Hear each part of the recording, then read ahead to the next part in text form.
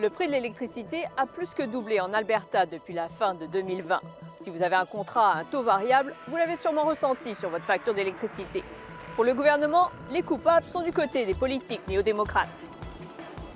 La taxe sur le carbone, son augmentation et autres mesures que l'NPD a prises.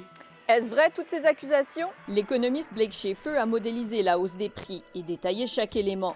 La conversion des centrales du charbon au gaz naturel, la hausse de la demande, la hausse du prix du gaz naturel, la hausse de la taxe carbone.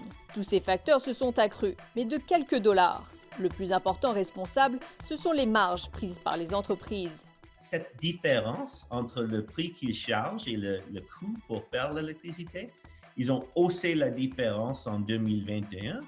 Cette marge a même été multipliée par 5. Mais attention à ne pas aller trop vite et à blâmer tout de suite les entreprises en disant qu'elles se font de l'argent sur le dos des consommateurs. Dans les autres provinces, un régulateur examine tous les coûts de production et de construction des centrales pour déterminer le tarif de l'électricité. En Alberta, le risque est porté par les entreprises.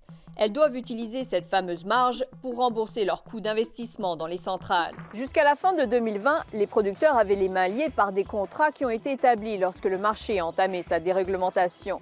Ces contrats ont maintenant pris fin et 3 entreprises contrôlent plus de 50% de la capacité. TransAlta, Capital Power et Heartland Generation. S'il dit « mon prix est ici », c'est dommage, mais on doit payer. C'est pourquoi les prix vont rester élevés jusqu'en 2023, voire 2024 selon Blake Schaefer, en attendant que d'autres joueurs entrent sur le marché. Alors son conseil pour les consommateurs, examinez votre contrat et passez au taux fixe si possible.